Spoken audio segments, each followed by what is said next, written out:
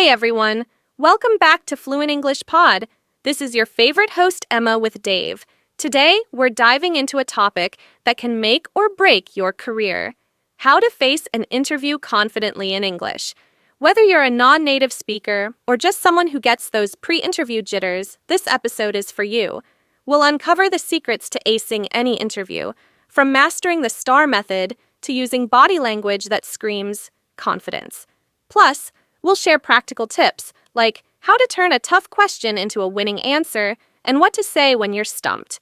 By the end of this episode, you'll walk away with tools to not just survive, but shine in your next interview. I know a lot of our listeners are either preparing for job interviews or just want to feel more confident in professional settings. Exactly. Interviews can be nerve-wracking, especially if English isn't your first language. But don't worry, we've got your back. Let's break it down step by step, starting with the preparation phase. Dave, what's the first thing someone should do before walking into an interview? Great question, Emma. The first step is research. And I don't just mean Googling the company's website. You need to dig deeper.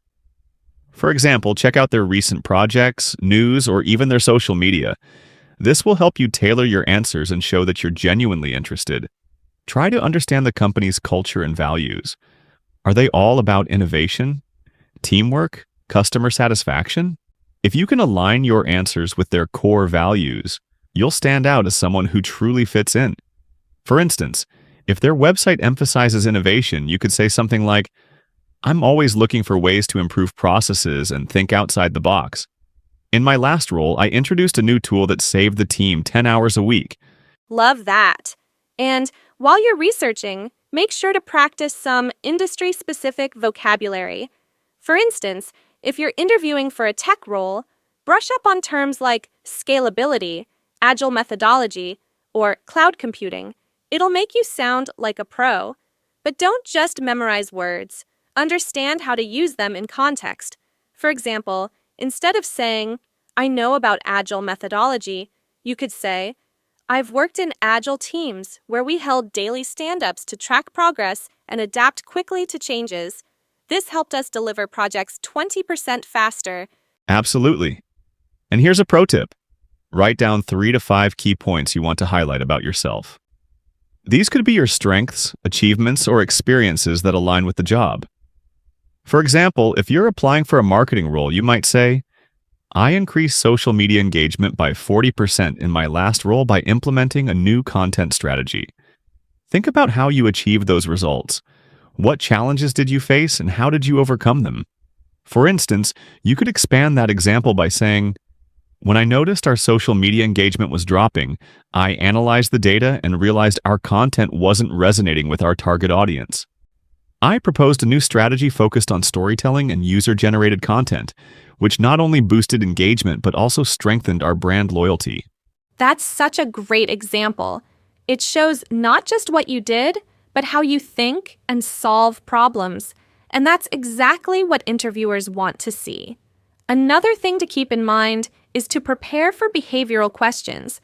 These are questions like, "Tell me about a time you worked under pressure," or "Describe a situation where you had to resolve a conflict." The key here is to use the STAR method: situation, task, action, result. Yes, the STAR method is a lifesaver. Let's break it down with an example. Imagine the interviewer asks, "Tell me about a time you handled a difficult situation at work." "In my previous role, we had a major client who was unhappy with our service. My task was to resolve the issue and rebuild trust with the client. I scheduled a meeting with the client, listened to their concerns, and proposed a revised plan. The client was so impressed with our response that they renewed their contract and even referred us to other businesses." This structure keeps your answer clear, concise, and impactful. Exactly. And don't forget to practice these answers out loud. You can even record yourself to see how you sound. Are you speaking clearly? Are you using confident language? This kind of preparation can make a huge difference. Absolutely. And one last thing, prepare a few stories about your experiences. Stories are memorable and help interviewers connect with you on a personal level. For example, instead of saying, "I'm a good leader," you could tell a story about how you led a team through a tough project and achieved great results. That's such a great point. Stories make you relatable and show your human side. And remember, preparation isn't just about what you say, it's also about how you say it. Practice your tone, pace, and body language to come across as confident and approachable. Exactly. Now, let's talk about body language. Even if your English is perfect, poor body language can send the wrong message. Sit up straight, maintain eye contact, and don't forget to smile. Body language isn't just about looking confident, it's about feeling confident. For example, if you're sitting with your arms crossed, it might make you seem closed off or defensive. Instead, keep your hands relaxed on the table or in your lap. And if you're on a video call, make sure your camera is at eye level so you're not looking down or up at the interviewer. Yes. And if you're nervous, try this trick. Before the interview, take a few deep breaths and strike a power pose. It might sound silly, but it actually boosts your confidence.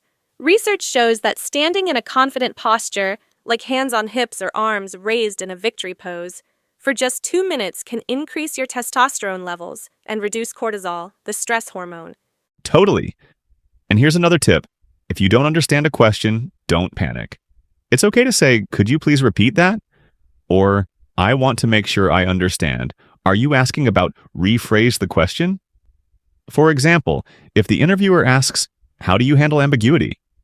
and you're not sure what they mean, you could say, "Just to clarify, are you asking about how I deal with unclear instructions or changing priorities?"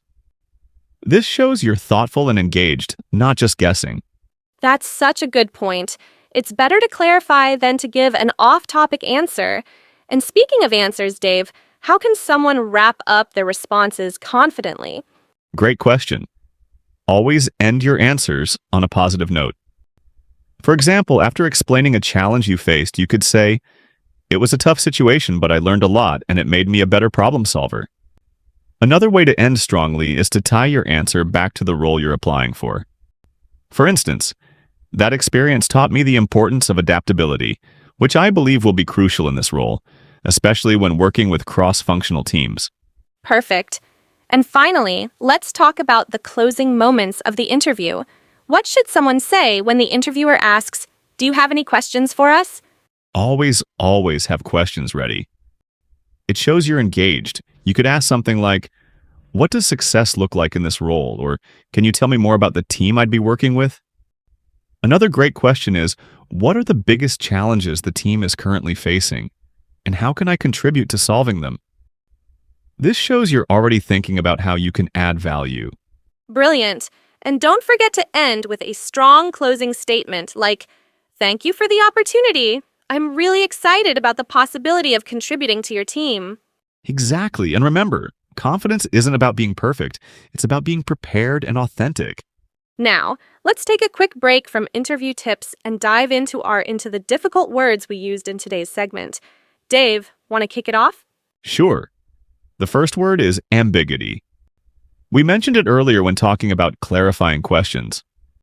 Ambiguity means something that is unclear or open to more than one interpretation. For example, the instructions were full of ambiguity, so I had to ask for clarification. Great example.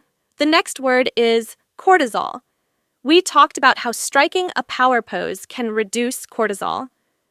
Cortisol is a hormone in your body that's often called the stress hormone. High levels of cortisol can make you feel anxious or overwhelmed. For example, after a long day at work, my cortisol levels were through the roof, so I decided to meditate to relax. Love that.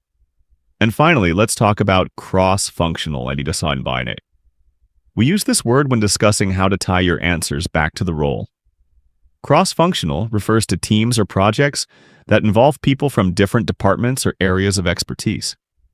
For example, in my last role, I worked on a cross-functional team with designers, engineers, and marketers to launch a new product. All right, Dave, we've covered so much today. Research, body language, answering questions, and even some new vocabulary. But there's one more thing I think is absolutely crucial for interview success: the follow-up. Oh, 100%. The interview isn't over when you walk out the door. Sending a thoughtful follow-up email can leave a lasting impression. It shows you're professional, courteous, and genuinely interested in the role. Exactly. So, what should a good follow up email include? First, thank the interviewer for their time. Then, briefly reiterate your enthusiasm for the role and mention one or two key points from the conversation that really excited you. For example, you could say, I really enjoyed learning about your plans to expand into new markets, and I'm excited about the possibility of contributing to that growth. Finally, end with a polite closing like, thank you again for the opportunity. I look forward to hearing from you. Keep it short, sweet, and professional. That's such a great tip. And don't forget to proofread your email before hitting send. A typo or grammar mistake can undo all the hard work you put into the interview. Absolutely. A well-crafted follow-up can set you apart from other candidates, so don't skip this step. Well, that's a wrap for today's episode. We've covered so much, from preparing for an interview and mastering body language to asking the right questions and sending a killer follow-up email.